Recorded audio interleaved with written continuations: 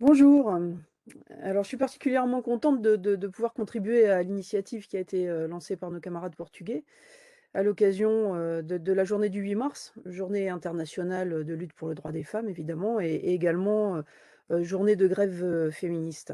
Alors en France, de nombreux préavis ont été déposés, de grève et nous appelons, tous nos collègues, femmes et hommes bien sûr, à s'emparer de cette journée pour faire entendre une fois de plus nos voix pour l'égalité et pour défendre et conquérir de nouveaux droits pour les femmes.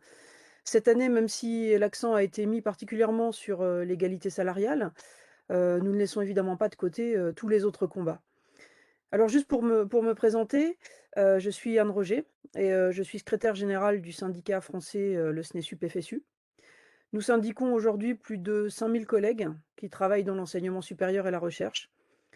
Ce sont des enseignants, des enseignantes, des enseignants-chercheurs et enseignantes-chercheuses et ils et elles, sont titulaires ou contractuels.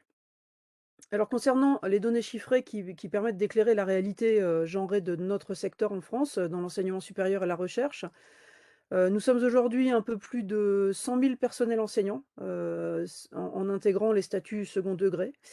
Et les enseignants-chercheurs confondus, dont 59 000 hommes et 42 000 femmes, soit, à peu près 42 de femmes dans la totalité, du personnel, enseignant et enseignants-chercheurs.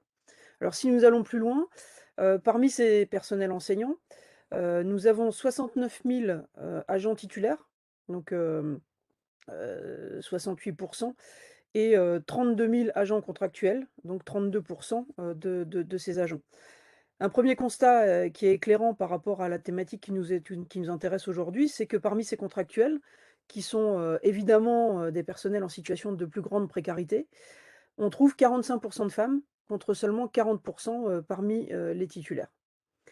Alors il faut avoir en tête qu'aujourd'hui, l'enseignement supérieur et la recherche en France, fonctionnent avec de nombreux précaires qui sont, des contractuels ou des vacataires et que la loi de programmation de la recherche qui a été, votée en France, en décembre 2020 et qui est en train d'être mise en application, est en passe d'accroître vraiment cette précarité, puisqu'elle instaure de nouveaux contrats, qui sont, des contrats, à durée, déterminée et donc qui accentueront, à nouveau cette précarité. Cette loi va être particulièrement préjudiciable aux femmes quand on sait que, majoritairement, enfin que les femmes sont plus touchées, par la précarité.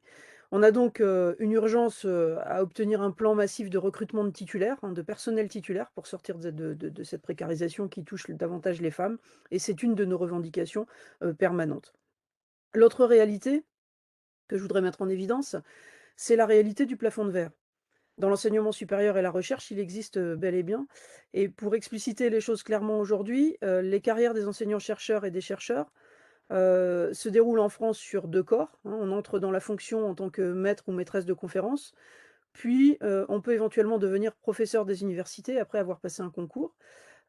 Si on ne compte que les enseignants-chercheurs, tout corps confondu, nous sommes 48 000, dont 39 de femmes.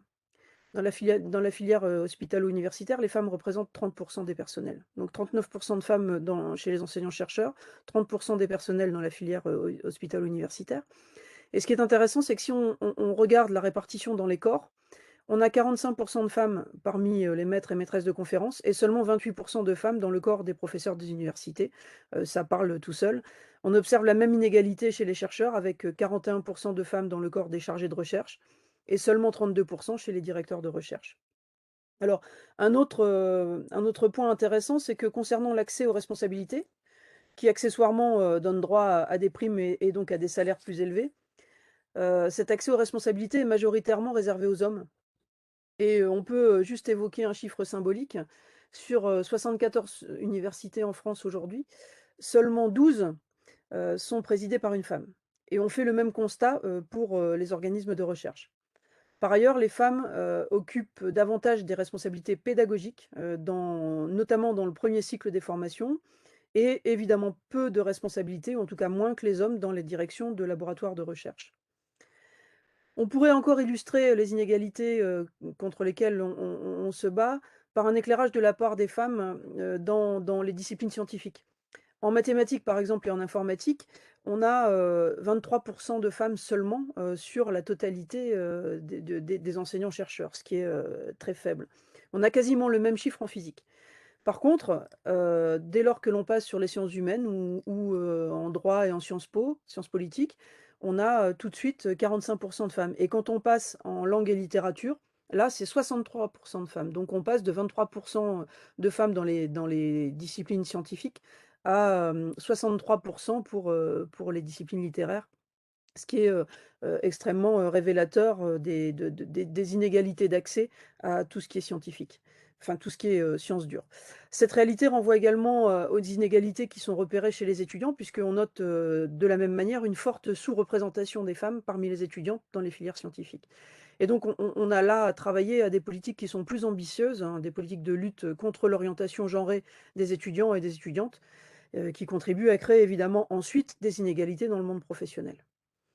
Alors, au-delà de l'axe, concernant, les inégalités salariales, on a un deuxième axe qui est important pour nous, concernant la mobilisation du 8 mars, c'est la lutte, contre les violences sexistes et sexuelles.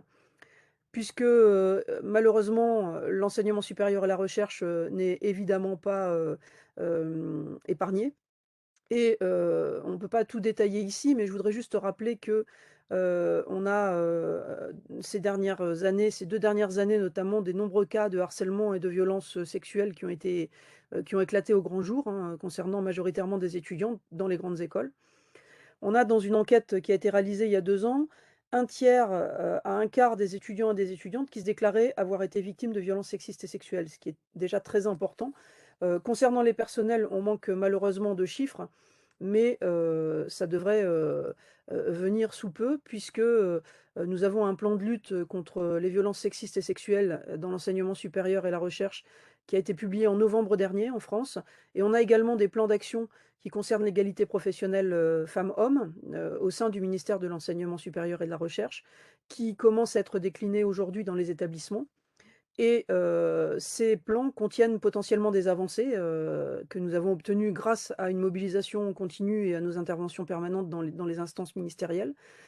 Malheureusement, les moyens financiers sont loin de suivre et il faut absolument qu'on obtienne un financement pérenne et suffisant pour qu'il y ait, de réelles évolutions, et qu'elles aient vraiment lieu.